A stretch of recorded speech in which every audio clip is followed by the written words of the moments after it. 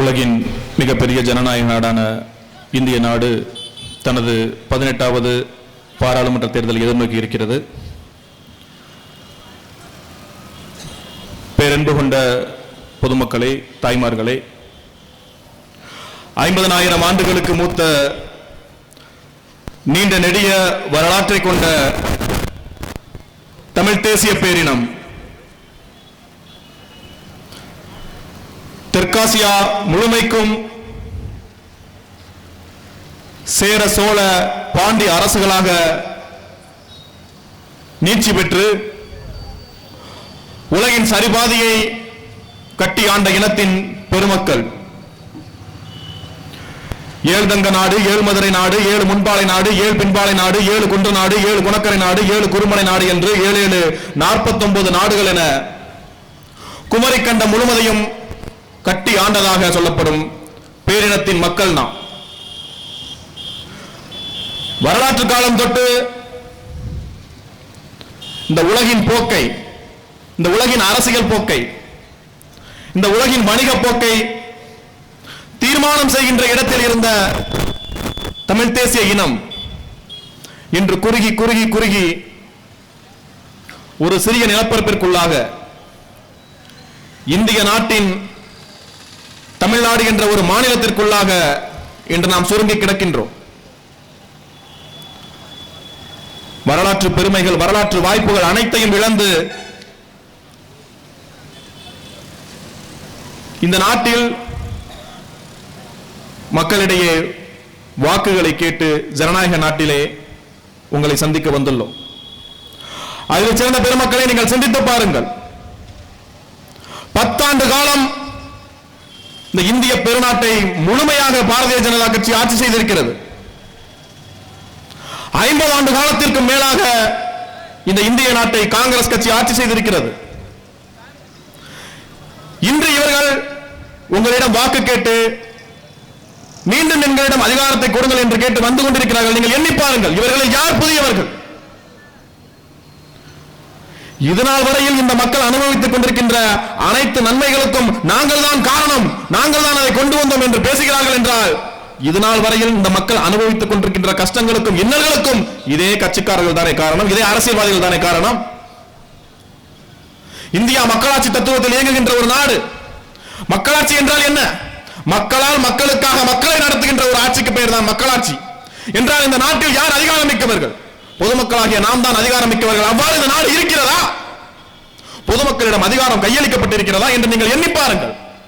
5 ஆண்டுகளுக்கு ஒரு முறைதான் உண்மையிலேயே அந்த அதிகாரம் உங்களிடம் கையளிக்கப்படுகிறது. அதுதான் வாக்கு என்னும் வலிமையான ஆயுதமாக அந்த அதிகாரம் உங்களிடையே கையளிக்கப்படுகிறது. அந்த அதிகாரத்தை நீங்கள் சரியான வழியில் பயன்படுத்துகிறீர்களா என்று நீங்கள் எண்ணி பாருங்கள். யார் மோடி அவர்கள்? யார் ராகுல் காந்தி? யார் ஸ்டாலின்? யார் எடப்பாடி? இவர்கள் யார்? எங்கிருந்து? வானத்திலிருந்து உங்களிடம் இறங்கி வந்தார்களா? ஏதோ தேவ தூதர்கள் போல அவர்கள் நின்று கொண்டு உங்களிடையே அரசியல் சொற்பொழிவுகளை அவர் நிகழ்த்துவதும், நாங்கள் அதை செய்தோம், இதை செய்தோம், அங்கிருந்து அதை கொண்டு வந்தோம் என்று இவர்கள் உங்களிடையே வாய்ஜாலம் காட்டிக் கொண்டிருக்கிறார்களே, எங்கிருந்து வந்தது இந்த அதிகாரம் இவர்களிடம்? இறை தூதராக வானத்திலிருந்து இறங்கி வந்தார்களா? அல்லது நேரடி மன்னரின் வாரிசுகளாக இவர்கள் இந்த நிலத்தை ஆட்சி செய்து கொண்டிருக்கிறார்களா? இந்த அதிகாரம் முழுமையும் உங்கள் விரல் நுனியில் இருக்கக்கூடிய வாக்கு என்கிற அதிகாரத்தின் அடிப்படையில் தான் அவர்களிடம் தூக்கி வழங்கப்பட்டிருக்கிறது. சிந்தித்து பாருங்கள். 2016 ஆண்டு நவம்பர் மாதம் இந்த நாட்டின் பிரதமர் ஐயா மோடி அவர்கள், நீங்கள் இதனால் வரையில் பயன்படுத்திக் கொண்டிருக்கின்ற பணத்தாள்கள் செல்லாது என்று அறிவிக்கிறார். நீ கஷ்டப்பட்டு, நீ கருமாயப்பட்டு, நீ களவெட்டி, நீ மம்பட்டி பிடிச்சு, நீ கொத்தனார் வேலை பார்த்து, நீ கூலி வேலை பார்த்து, நீ சேர்த்து வச்ச அந்த உள் உழைப்பின் பயனாக இருக்கக்கூடிய அந்த ரூபாய் தாள்கள் செல்லாது என்று ஒரு மோடி அவர்கள் அறிவிக்கிறார். 50 நாட்கள் பொறுத்துக் கொள்ளுங்கள், வெறும் 50 நாட்கள் பொறுத்துக் கொள்ளுங்கள், இந்த நாட்டை சொர்க்கபடியாக மாற்றி காட்டுகிறேன். பெரும் முதலீடுகள், பணக்கார முதலீடுகளிடம் இருக்கக்கூடிய கருப்பு பணத்தை மீட்டெடுக்கிறேன், பயங்கரவாதிகளிடம் முடங்கி இருக்கக்கூடிய பணத்தை செல்லாமல் ஆக்குவேன் என்று நம்மிடம் வாக்குறுதி அளித்தார் ஐயா மோடி அவர்கள். வாக்குறுதி அளித்துவிட்டு 50 நாளில் இந்த நாட்டை சொர்க்கபடியாக மாற்றுவேன் என்று கூறிவிட்டு அடுத்த நாள் அவர் பிளைட் வெளிநாடு போயிட்டார். 50 நாளில் இந்த நாடு சொர்க்கபடியாக மாறியதா? சொர்க்கபடியாக மாறவில்லை என்றால் இந்த மக்களால் அவர் பெட்ரோல் ஊற்றி கொளுத்தப்பட்டாரா? எதுவும் நடக்கவில்லை. எது நடந்தது? 17 லட்சம் கோடி பணத்தில் கருப்பு பணம் 8 லட்சம் கோடி முடங்கிவிடும் என்று சொன்னால் இல்லை, வெறும் 7000 கோடி மட்டுமே முடங்கியது என்றால் என்ன அர்த்தம்? கருப்பு பணமாக பதுக்கி வைத்திருந்த அத்தனை பெரு பண முதலைகளும் தங்களுடைய பணத்தை வங்கியிலே கொடுத்து புதிய பணமாக மாற்றிவிட்டார்கள் என்றுதானே அதன் அர்த்தம். 7,000 கோடி பணத்தை நாங்கள் முடக்கிவிட்டோம் என்று முழங்குகிறார்களே, 21,000 கோடி செலவு செய்து அந்த திட்டத்தை நடைமுறைப்படுத்தியது பாரதிய ஜனதா அரசு. பிறந்த போதே தோல்வியாக பிறந்த ஒரு அரசு, ஒரு திட்டம். ஆனால் உண்மையில் என்ன நடந்தது? என்ன நடந்தது? கையிலே பணம் இருந்தது, மகளுக்கு திருமணம் செய்யணும், மகனுக்கு திருமணம் செய்யணும், திருமண மண்டபத்துக்கு பணம் கொடுக்கணும், காய்கறி வாங்க பணம் கொடுக்கணும், நகை நட்டெடுக்க பணம் கொடுக்கணும், சீர்சனத்தை வாங்க பணம் கொடுக்கணும். ஒரு தகப்பனாக, தந்தையாக, அண்ணனாக கையிலே அந்த வெற்று காகிதத்தால் வைத்துக் கொண்டு நாம் கஷ்டப்பட்டுக் கொண்டிருந்தோம், நாம் துன்பப்பட்டுக் கொண்டிருந்தோம். கையிலே பணம் இருந்தது. மருத்துவமனையில் அம்மா சேர்க்கப்பட்டிருக்காங்க, அப்பா சேர்க்கப்பட்டிருக்காங்க, தங்கச்சி சேர்க்கப்பட்டிருக்காங்க, அறுவை சிகிச்சை பையனை உயிரை காப்பாற்றணும். ஆனா கையில பணம் இருந்தது, உன்னுடைய பணம், நீ உழைத்து சம்பாதித்து சேர்த்த உன்னுடைய பணம். ஆனால் அது வெற்று காகிதமாக மாறியது. யாரால்? ஒரு முட்டாள் கிழவனின் ஒற்றை கையெழுத்தால், ஒற்றை திட்டத்தால் மாறியது. அந்த அதிகாரத்தை தூக்கி கொடுத்தது யார்? உனது வாக்கு என்றும் வலிமையான ஆயுதம். உனது வாக்கின் வலிமையை நீங்கள் உணர்ந்து கொள்ளுங்கள். எப்படிப்பட்ட தலைவர்களிடம் உங்களது வாக்கை நீங்கள் தூக்கி அளவான வைக்கிறீர்கள் என்று நீங்கள் எண்ணி பாருங்கள். இவர்களுக்கு மாற்றாக காங்கிரஸ் கட்சியை கொண்டு வருகிறது திமுக. காங்கிரஸ் கட்சி இந்த நாட்டுக்கு புதிதான கட்சி. 50 ஆண்டு காலம் சுதந்திரமடைந்த காலத்தில் இருந்து இந்த நாட்டை அவர்கள் ஆட்சி செய்திருக்கிறார்கள். என்ன திட்டத்தை அவர்கள் மக்கள் நலனுக்காக கொண்டு வந்திருக்கிறார்கள்? நீங்க என்ன சிந்தித்து பாருங்க. ஜிஎஸ்டி வரி விதிப்பா, சரக்கு மற்றும் சேவை வரி விதிப்பா, இதற்கு முதலில் சட்டம் திட்டம் தீட்டியது காங்கிரஸ் கட்சி, செயல்படுத்தியது பாஜக. இன்றைக்கு நமது மாணவர்களின் கல்வி உரிமையை பறித்துக் கொண்டிருக்கிற நீட் தேர்வு, மருத்துவ கல்வி கழுவி கொண்டிருக்கிற அந்த நீட் தேர்வு திட்டத்தை முதலில் கொண்டு வந்தது காங்கிரஸ் கட்சி, அதை தீவிரமாக செயல்படுத்தியது பாரதிய ஜனதா கட்சி, கூட நின்றது இந்த திமுக. இவர்கள் புதியவர்களா? இவர்கள் மக்களுக்காக நிற்கக்கூடியவர்களா? பாரதிய ஜனதா கட்சி இந்தியா முழுக்க என்ன செய்து கொண்டிருக்கிறது? ஒரு மதவாத அரசியல், ஒரு பிளவுவாத அரசியல். அவர்களுக்கு என்ன தெரியும்? மதம் மதம் மதம். இஸ்லாமியர்களை அடிக்க வேண்டும், இஸ்லாமியர்களை கொல்ல வேண்டும். அதற்கு இங்க இருக்கிற திமுக ஒத்துக்கொள்வது, இஸ்லாமியர்களுக்கு நாங்கள் தான் பாதுகாப்பு, சிறுபான்மையினர்களுக்கு நாங்கள் தான் காவல். தமிழ்நாட்டில் இஸ்லாமியர்களை யாரிடம் இருந்து யார் காப்பாற்றுவது என்று ஸ்டாலினும் திமுக எங்களுக்கு பதில் சொல்ல வேண்டும். ஒரு இஸ்லாமியன் அவன் சட்டையை பிடிச்சு கேள்வி கேட்டிருந்தா அந்த வார்த்தையை அவன் சொல்லுவானா? என் நாட்டில், என் மண்ணில் நீ யாரா எனக்கு பாதுகாப்பு கொடுக்க என்று? இஸ்லாமிய சமூகம் எங்கிருந்து வந்த சமூகமா? இஸ்லாமிய சமூகம் எங்கிருந்து வந்தது? வேறு பிறப்பி கிளை பிறப்பி இந்த மண்ணில் வாழக்கூடிய சமூகம். சொந்தமாக பந்தமாக அவனுக்கு இந்த மண்ணில் சொத்து இருக்கு, நிலம் இருக்கு, வீடு இருக்கு, வாசல் இருக்கு, வரலாறு இருக்கு, அனைத்தும் இருக்கு. அனைத்தும் இருக்கக்கூடிய இஸ்லாமிய சமூகத்துக்கு எங்கிருந்தோ ஓங்கோலில் பிழைப்பு நடத்த வந்த கருணாநிதி குடும்பம் பாதுகாப்பு என்று சொன்ன போதே அந்த சமூகம் அவனை சிறு பக்கத்தை அடிச்சிருக்கணும். நீ யாரா எனக்கு பாதுகாப்பு கொடுக்க என்று திமுக காரர்கள் விளக்கம் கொடுங்க. தமிழ்நாட்டில் இஸ்லாமியர்களுக்கு நீ பாதுகாப்புங்கிறல, யாருக்கிட்ட இருந்து பாதுகாப்பு? யாருக்கிட்ட இருந்து பாதுகாப்பு? பல்லர்களிடம் இஸ்லாமியரை காப்பாற்ற போகிறாயா? தேவரிடம் இஸ்லாமியரை காப்பாற்ற போகிறாயா? கோனாரிடம் இஸ்லாமியரை காப்பாற்ற போகிறாயா? சொல்லு. இஸ்லாமியர்களிடம் தைரியம் இருந்தா சொல்லு, இல்ல மேல போட்டு பேசு. இஸ்லாமியர்களே பல்லர்களிடமிருந்து உங்களை காப்பாற்ற வந்திருக்கோம் சொல்லு, தேவர்களிடமிருந்து உங்களை காப்பாற்ற வந்திருக்கோம் சொல்லு. சிறப்பு கரெக்ட் அடிப்பான், அன்னைக்கு அடிச்சிருக்கோம். இஸ்லாமியர்களின் பாதுகாவலன், இஸ்லாமியர்களின் பாதுகாவலன் என்று வாய்ஜாலம் காட்டி ஏமாற்றுகிறாரே ஐயா ஸ்டாலின் அவர்கள். கடந்த 2021 ஆண்டு தேர்தலில் என்ன வாக்குறுதி கொடுத்து இவர்களின் வாக்குகளை ஒட்டுமொத்தமாக அள்ளினார்கள்? சென்ற நாடாளுமன்ற தேர்தலில் என்ன வாக்குறுதி இவர்கள் கொடுத்தார்கள்? என்ன வாக்குறுதியை கொடுத்தார்கள்? இதே நவாஸ்கனி ஐயா வேட்பாளர்கள் நின்ற போது இதே ராமநாதபுரத்திலே என்ன வாக்குறுதி இவர்கள் கொடுக்கப்பட்டது? 10 ஆண்டுகளுக்கு மேலாக சிறையில் இருக்கக்கூடிய விசாரணை கைதிகளை விடுதலை செய்வேன் என்று திமுக வாக்குறுதி கொடுத்ததா இல்லையா? அந்த வாக்குறுதியை நம்பி இஸ்லாமிய சமூகம் தனது வாக்குகளை வழங்கியதா இல்லையா? 2019 முடிஞ்சு இன்னைக்கு 2024 தேர்தல் வந்துருச்சு. 2021 அதே வாக்குறுதியை கொடுத்த ஸ்டாலின் அரசு உச்சநீதிமன்றத்தில் அபிடவிட் தாக்கல் பண்ணிட்டான். சமூகத்திற்கு ஆபத்து, நாட்டிற்கு ஆபத்து, அவர்களை விடுதலை செய்தார் என்று யார் அவர்கள்? தண்டனை குற்றவாளிகளா? தண்டனை குற்றவாளிகளா? தொப்பி வைத்திருந்தான், தாடி வைத்திருந்தான், இஸ்லாமிய பெயர் வைத்திருந்தான் என்ற ஒற்றை காரணத்திற்காக சிறையில் அடைக்கப்பட்டு 10 ஆண்டுகளுக்கு மேலாக, 20 ஆண்டுகளுக்கு மேலாக, 30 ஆண்டுகளுக்கு மேலாக இன்றும் சிறையிலே வாடிக்கொண்டிருக்கிறார்கள் அந்த மக்கள். அவர்களின் விடுதலை ஒருபோதும் உறுதி செய்வது கிடையாது. ஆனால் நாடு முழுவதும், தமிழ்நாடு முழுக்க, மாவட்டம் தோறும் நாம் தமிழர் கட்சி அந்த மக்களுக்காக, இஸ்லாமிய சிறை கைதிகளின் விடுதலைக்காக போராட்டம் நடத்தியது. அன்பான இஸ்லாமிய சமூக மக்களை நீங்கள் உணர்ந்து கொள்ள வேண்டும். உங்களுக்காக உண்மையிலேயே நிற்பவன் யார், வெறும் வாய்ஜாலம் காட்டுபவன் யார் என்பதை இஸ்லாமிய சமூகம் உணர்ந்து கொள்ள வேண்டும். ஐயா நவாஸ்கனி அவர்கள் 5 ஆண்டு காலம் ஆட்சி, இந்த நிர்வாகத்தை தூக்கி கொடுத்தோம், எம்பி பதவியை தூக்கி கொடுத்தோம். அந்த மக்களின் விடுதலை குறித்து அவர் நாடாளுமன்றத்தில் பேசியிருப்பாரா? எம்பி என்கிற வலிமையான ஒரு அதிகாரத்தை கையில் வைத்திருந்தாரே, ஒரு வலிமையான போராட்டத்தை நடத்தி இருப்பாரா? எது ஒன்றையும் செய்வதில்லை. எதுவும் மக்களுக்காக எது ஒன்றையும் செய்யவில்லை. தன்னை நம்பி நின்ற சமூக மக்களுக்காக எது ஒன்றும் செய்யவில்லை. ஆனால் இங்க இருக்கிற இஸ்லாமியர்கள் மட்டும் எங்க பாய்மார் நிக்கிறாரு, நாங்க ஓட்டு போடணும், ஓட்டு அப்படியே தூக்கி கொண்டு ஒரு காலடியில போட்டோம். அவர் அதிகாரத்தை பிடிச்சிட்டு மேற்கொண்டு இன்னும் 100 கோடி 200 கோடி சம்பாதிச்சுக்கிட்டு மஞ்சள் குளிக்கணும். சிந்தித்து வாக்களிக்க வேண்டும். சிந்தித்து வாக்களிக்க வேண்டும். எதிர்காலம் குறித்த நோக்கம் சிந்தனை இருக்க வேண்டும். அப்படிப்பட்ட தலைவர்களை நீங்கள் தேர்ந்தெடுக்க வேண்டும். இன்னும் எத்தனை ஆண்டு காலத்திற்கு சாதி பார்த்து மதம் பார்த்து ஓட்டு போட்டு இருக்க போறீங்க? எத்தனை ஆண்டு காலத்திற்கு? இப்பொழுதுதான் ராமநாதபுரத்தில் ஒரு சமூக பதட்டம் நீங்கி ஒரு சமூக நல்லிணக்க சூழல் உருவாகி கொண்டிருக்கிறது. அதை கெடுப்பதற்கென்றே தேனியில் இருந்து ஒருத்தர் படைகட்டி கிளம்பி வந்து விட்டார், பலாப்பழத்தை தூக்கிக் கொண்டு. எண்ணி பாருங்க, எதற்காக இவர்கள், எதை சாதிப்பதற்காக ஐயா ஓபிஎஸ் அவர்கள் இந்த ராமநாதபுரம் மண்ணிலே வந்து நிற்கிறார்? கேட்டாக்கா தர்ம யுத்தம் நடத்தி கச்சத்தீவை மீட்பென்றாரு. நீங்க 3 முறை முதலமைச்சராக இருந்தபோது கச்சத்தீவை மீட்பதற்கு என்ன நடவடிக்கை எடுத்தீர்கள்? 4 ஆண்டுகள் துணை முதல்வராக இருந்தீர்களே, அப்போது என்ன நடவடிக்கை எடுத்தீர்கள்? இப்போது ராமநாதபுரம் மாவட்டத்தில் வந்து எம்பியாக நின்று எதை சாதிக்கப் போகிறீர்கள்? கேட்டாக்கா அஇஅதிமுக தோமுகின்றான், என்னென்று தொண்டர் உரிமை மீட்பு கழகம்ன்றான். உனது கட்சியில் உனது பிரச்சனையை நீ சரி செய்து கொள்வதற்கு ராமநாதபுரம் மக்கள் நாங்கள் தான் கிடைத்தோமா? ஐயா, நாங்கள் தான் கிடைத்தோமா? போங்க, உங்க கட்சி அலுவலகத்துக்கு போங்க, அதிமுக அலுவலகத்துக்கு போங்க, எடப்பாடி சட்டையை போடுங்க, சண்டை போடுங்க, மல்லு கட்டுங்க, என்ன பண்ணுங்க. இந்த மண்ணில் வந்த பதற்றத்தை ஏன் உருவாக்குறீங்க? ஏன் உருவாக்குறீங்க? பாரதிய ஜனதாவின் தோளில் ஏறி வந்து எதற்காக இப்படி ஒரு துரோகத்தை தமிழராகிய நீங்கள் இந்த தமிழ் மக்களுக்கு நிகழ்த்தி கொண்டிருக்கிறீர்கள்? எண்ணி பாருங்க. 6 மாச காலம் நம்ம காதை கருக்கிட்டாங்க. மோடி தான் நிக்க போற ராம்நாட்டில், தாமரை தான் மலர போது ராம்நாட்டில் கொண்டு எடுத்துட்டான் பாரதிய ஜனதாக்காரன். என்னன்னு கேட்டாக்கா காசிலே ராமேஸ்வரத்துல நிக்கணும்னு ஒரு ஜாதகத்துல இருக்கு. 2 தொகுதியில் நின்னாத்தான் எடுத்து பிரதமர் ஆவார்னு ஊர் போட்ட கதையாடல். இதுக்கு இடையில பாரதிய ஜனதாக்காரன் எங்களை நக்கல் வருது, சின்னம் போச்சாமே சின்னம் போச்சாமே. இன்னைக்கு ராம்நாட்டில் உனக்கு சின்னம் போச்சேடா? பூரா பாரதிய ஜனதாக்காரன் கடுப்புல இருக்கான். நமக்கு சின்னத்தை கூட முடக்கிட்டாரு ஓபிஎஸ், நீ வாடி வாமனை வச்சு குத்துறேன் அப்படின்னு சொல்லிட்டு கடுப்புல இருக்கான். அதான் நடக்க போகுது. அது ஒரு இருக்கட்டும். இந்துவாக இணைவோம், இந்துவாக ஒன்றிணைவோம், வாருங்கள் இந்துக்களாக ஒன்றிணைவோம் சேர்ந்துட்டு இன்னைக்கு வந்துட்டான். வாங்க தேவராக ஒன்றிணைவோம் வந்துட்டான். அடுத்த சமூக பதத்தை தூண்டுவதற்கு கேட்டா சின்ன தேவன், 2ஆம் தேவன் யாரு? தேவ சமூக மக்கள் நீங்கள் எண்ணி பார்க்க வேண்டும்.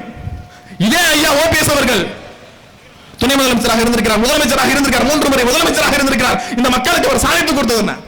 அவர் துணை முதலமைச்சராக இருக்கும் போதுதான் வன்னியர்களுக்கு 10.5% இடஒதுக்கீடு வழங்கப்பட்டது. வழங்க வேண்டும், அது உண்மை, உறுதி. அதுபோலவே அனைத்து சமுதாய மக்களுக்கு வழங்க வேண்டும். ஆனால் நீங்கள் ஆட்சி அதிகாரத்தில் இருந்தபோது எடுத்து கொடுத்த போது வாய் மூடி மௌனியாக இருந்துவிட்டு இன்னைக்கு அந்த மக்களை போய் தூண்டிக்கிட்டு கூடாது. நான் அன்றே போராடினேன், அதை தடுத்து நிறுத்த வேண்டும். எடப்பாடி சரி செய்து விட்டார் என்று இந்த மக்களை நீங்கள் தூண்டிக் கொண்டிருக்கிறீர்கள். இது மிகவும் தவறானது. போய் அந்த சாதி சங்கத்தில் போய் ஆதரவு வைக்கிறது, இந்த சாதி சங்கத்தில் போய் ஆதரவு வைக்கிறது. வாங்க மறவர்கள் ஒன்னா சேர்ந்துடணும், தேவர்கள் ஒன்னா சேர்ந்துடணும். நீங்கள் இந்த மக்களுக்காக இதுவரை இது ஒன்றை செய்திருக்கிறேன் என்று சொல்லிவிட்டு நீங்க வந்து நில்லுங்க. ஐயா ஓபிஎஸ் அவர்கள் என்னென்ன செய்திருக்கிறார் தெரியுமா? ஓபிஎஸ் அவர்கள் முதலமைச்சராக இருந்தபோது டிஎன்பிஎஸ்சி தேர்வு நடைமுறை இருக்கு இல்லையா, அந்த தேர்விலே தமிழிலே எழுதி தேர்வு எழுத வேண்டிய அவசியம் இல்லை. டிஎன்பிஎஸ்சி தேர்வு எழுதி தமிழ்நாட்டின் அரசு அதிகாரியாக ஒருவன் வருவதற்கு தமிழ் தெரிந்திருக்க வேண்டிய கட்டாயம் இல்லை என்ற சட்டத்தை நிறைவேற்றி இங்க இருக்கக்கூடிய மறவர், தேவர், கல்லர், நாடார், கோனார், தேவேந்திரர் அத்தனை பேருடைய வேலை வாய்ப்பு உரிமையையும் பறித்தவர் ஓபிஎஸ் அவர்கள். இது மறுக்க முடியுமா? போய் சொல்லு, போய் ஆப்பநாடு மறவர் சங்கத்தில் உட்கார்ந்து பேசுறீங்க, அங்க போய் சொல்லு. உங்களோட பிள்ளைகளோட ஓட்டுரிமையை பூரா, உங்க பிள்ளைகளோட வேலை வாய்ப்பு பூரா பறிச்சு இந்துக்காரனுக்கு தூக்கி கொடுத்தது நான் தான். அதனால மறவர்களே எனக்கு ஓட்டு போடுங்க அங்க சொல்லு. சிறப்பு சொல்லிட்டு அடிப்பான், அங்க போய் சொல்லு. அந்த மக்களை ஏமாற்றுவது. அம்மையார் ஜெயலலிதா அவர்கள் உயிரோடு இருந்த காலம் வரை நிறைவேற்றாத உதயமின் திட்டம், அந்த உதயமின் திட்டத்துல அவங்க இருந்தவரையும் கையெழுத்து போடல. அந்த அம்மா இறந்து போன உடனே முதல்ல கையெழுத்து போட்டது ஐயா ஓபிஎஸ் அவர்கள் உதயமின் திட்டத்துல தான். அந்த திட்டத்திற்கு பிறகுதான் அந்நிய பெருமுதலாளிகள் அதிகமாக தனியார் முதலாளிகள் மின் உற்பத்தியில் களமிறங்கினான். அவர்கள் எல்லாம் மின் உற்பத்தியில் இறங்கியதற்கு பிறகுதான் இந்த மின்சார விலை கூடி போச்சு. மாசம் இபி பில், கரண்ட் பில் கட்டும் போது கூடி போச்சு. போய் இபி இன்ஜினியர் சொல்றியா, ஐயா நாங்க தேவைமாறு எங்களுக்கு எல்லாம் இபி பில்ல குறைச்சு கூட எங்க ஐயா ஓபிஎஸ் வந்துருவாரு சொல்ல முடியுமா? யாரை ஏமாற்றுகிற வேலையை நீங்கள் பார்த்துக் கொண்டிருக்கிறீர்கள். ஜல்லிக்கட்டு போராட்டம் உலகமே மிரண்டு நடுங்கிய போராட்டம், அனைத்து கார்ப்பரேட் பெருமுதலாளிகளையும் நடுங்க செய்த போராட்டம், தமிழரின் வரலாற்றை மீட்டெடுத்த போராட்டம், தமிழரின் ஒற்றுமையை மீண்டும் ஒருமுறை காட்டிய அந்த போராட்டம். அந்த போராட்டத்தின் வலுவிலே நாம் அந்த வெற்றியை சாதித்தோம், ஜல்லிக்கட்டு உரிமையை மீட்டெடுத்தோம். ஆனால் அதனால் அவமானப்பட்ட ஐயா ஓபிஎஸ் அவர்கள் பிஜேபியோடு சேர்ந்து கொண்டு காவல்துறையை இறக்கி போராட்டம் வெற்றி பெற்றதற்கு பிறகாகவும் தமிழக இளைஞர்களை தெருவிலே ஓடவிட்டு அடித்தார்களே, இதை செய்தது யார்? இந்த ஓபிஎஸ் தானே. இவருக்கு அவங்களுடைய ஓட்டு, இவருக்கு அவங்களுடைய ஓட்டு. எண்ணி பாருங்கள். இவர்களிடமிருந்து ஒரு மாற்றாக இந்த இளைய பிள்ளைகள் உங்களுடைய வாக்குகளை கேட்டு வந்துடணும். சரி, நாம் தமிழர் கட்சி நீங்க எம்பி எலெக்ஷன் நிக்கிறீங்க, ஜெயிச்சு என்ன பண்ண போறீங்க? உங்களுடைய பிரதமர் வேட்பாளர் யார் என்று என் அன்பான மக்கள் எங்களிடம் கேட்கிறீர்கள். பிரதமர் வேட்பாளர் என்கிறதே ஒரு தேர்தல் யுத்தி, ஒரு பிரச்சார யுத்தி. 10 ஆண்டுகளுக்கு முன்பாக அப்படியெல்லாம் ஒன்றும் கிடையாது. தேர்தலிலே நிற்கிறோம். நாம் தமிழர் கட்சி தமிழ்நாட்டின் தமிழர்களின் உரிமைகளை பாதுகாப்பதற்காக, ராமநாதபுரம் மாவட்டத்திலே கச்சத்தீவை மீட்டெடுப்பதற்கு, மீனவர்களின் உரிமைகளை பாதுகாப்பதற்கு, விவசாயிகளின் வாழ்வாதாரத்தை உறுதி செய்வதற்கு தேர்தலில் நிற்கிறோம். இந்த காங்கிரஸ் பாரதிய ஜனதா திட்டமிட்டு கொண்டு வந்த, திமுக தெரியாமல் கையெழுத்து போட்ட என்று பொய் சொல்லிக் கொண்டு தெரிகிற இந்த மீத்தேன் ஹைட்ரோ கார்பன் திட்டங்களை ரத்து செய்வதற்காக நாடாளுமன்றத்திலே குரல் எழுப்ப வேண்டும். நமது நாடாளுமன்றத்திலே நமது உரிமைக்கோள் ஒழிக்க வேண்டும் என்பதற்காக அக்கா சந்திரபிரபா ஜெயபால் அவர்களை வேட்பாளராக முன்னிறுத்தி நாம் தமிழர் கட்சி ராமநாதபுரத்தில் களம் காண்கிறது. அதை நாங்கள் கட்டாயம் செய்வோம், நாம் தமிழர் பிள்ளைகள் செய்வோம் என்று நீங்கள் நம்பினால் எங்களுக்கு வாக்கு செலுத்துங்கள். அன்பான மக்களை நீங்கள் எண்ணி பாருங்கள்.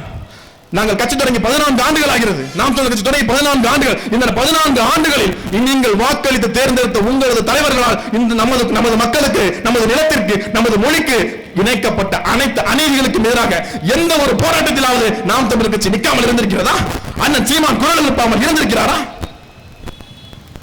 மக்களுக்காக அனைத்து களத்திலும், அனைத்து பிரச்சனையிலும் நாங்கள் உங்களோடு மக்களாக ஆண்டு முழுவதும் நிற்கிறோம், காலம் முழுவதும் நிற்கிறோம், இரவு பகல் மாறாமல் களத்தில் நிற்கிறோம். அது ஒன்றும் எங்களுக்கு பெருமை அல்ல, அது எங்களுடைய கடமை என்று உணர்ந்து அது எங்களுடைய உரிமையை மீட்டெடுக்க, என் தங்கையின் உரிமையை மீட்டெடுக்க, என் தகப்பனின் உரிமையை மீட்டெடுக்க, என் நிலத்தின் உரிமையை மீட்டெடுக்க என்று எண்ணி புரிதலோடு மிக பெருமிதத்தோடு நாங்கள் களத்தில் நிற்கிறோம்.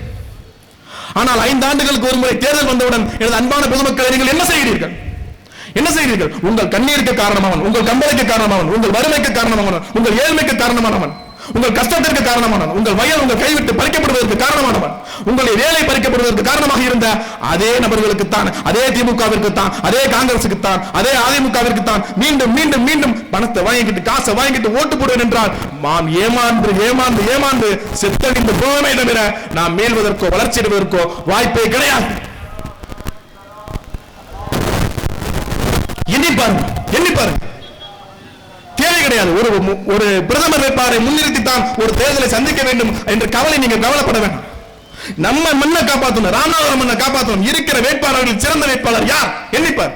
5 ஆண்டுகள் ஐயா நவாஸ்கர் கொடுத்தாச்சு, எந்த ஒரு விடுதலையும் உனக்கு கிடைக்கல, எந்த ஒரு முன்னேற்றம் உனக்கு கிடைக்கல, உன் உரிமைகள் மீட்டெடுக்கப்படவில்லை, போதும் தூக்கி போடும். அதிமுக ஏதாவது உனக்கு செய்திருக்கிறதா? என்ன செய்திருக்கிறது? தூத்துக்குடியில் உரிமை கேட்டு போராடிய 13 தமிழர்களை சுட்டுக் கொண்டிருக்கிறது. வேற என்ன செஞ்சிருக்காரு ஐயா எடப்பாடி அவர்கள், அதிமுக அவர்கள்? அவர்களுக்குள்ளாக இருக்கிற பிரச்சனையை இன்னும் அவர்களால் தீர்த்துக் கொள்ள முடியவில்லை. இவர்களுக்கு வந்து நமக்கு என்ன செய்து விடுவார்கள்? ஐயா ஓபிஎஸ் அவர்கள் எதற்காக? இவர்களிலிருந்து மாற்றாக தமிழர்களின் உரிமைகளை டெல்லி நாடாளுமன்றத்திலே தமிழர்களின் உரிமைகளை எடுத்து முழங்க வேண்டும். இதனால் வரையிலே தமிழர்கள் என்றால் வெறுமனே கமிஷன் வாங்கிட்டு, கரப்ஷன் பண்ணிக்கிட்டு, பெஞ்சை தட்டிக்கிட்டு, டேபிள் தேய்ச்சிக்கிட்டு தான் போவான்னு டெல்லிக்காரன் நினைச்சுக்கிட்டு இருக்காங்க இல்லையா, இந்திக்காரன் நினைச்சுக்கிட்டு இருக்காங்க இல்லையா, அதன் காதல குத்துற மாதிரி தமிழை நாம் நாடாளுமன்றத்தில் ஓங்கி ஒழிக்க செய்ய வேண்டும். இதுவரையில் நீ பார்த்ததெல்லாம் வெறும் பதர் தாண்டா, இப்ப தாண்டா உண்மையான புலிகள் நாடாளுமன்றத்துக்குள்ளே வருகிறோம் என்று இந்துக்காரர்களுக்கு காட்ட வேண்டும். ஏன் காட்ட வேண்டும்?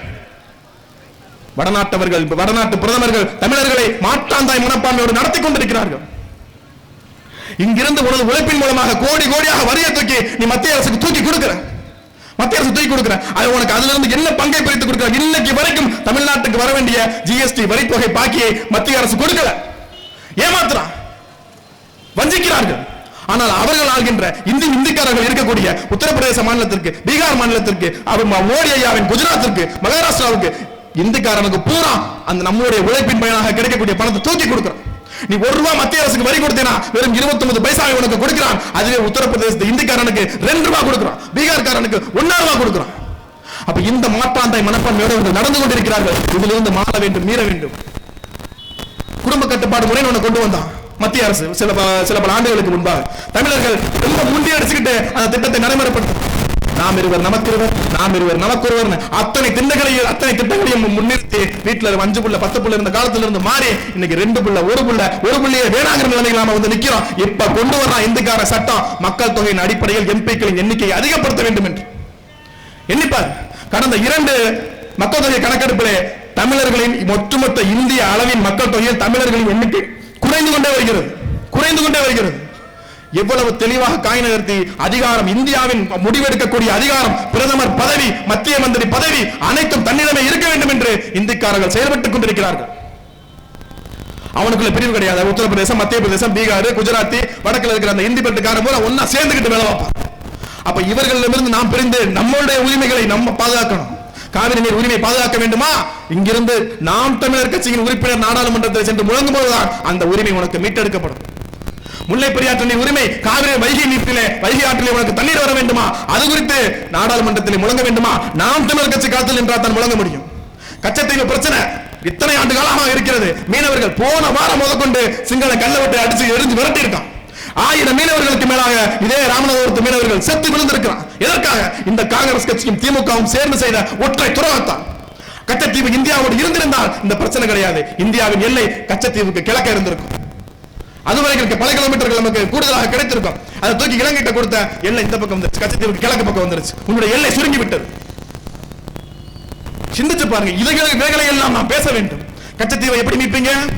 கச்சத்தீவை எப்படி மீட்பீங்க?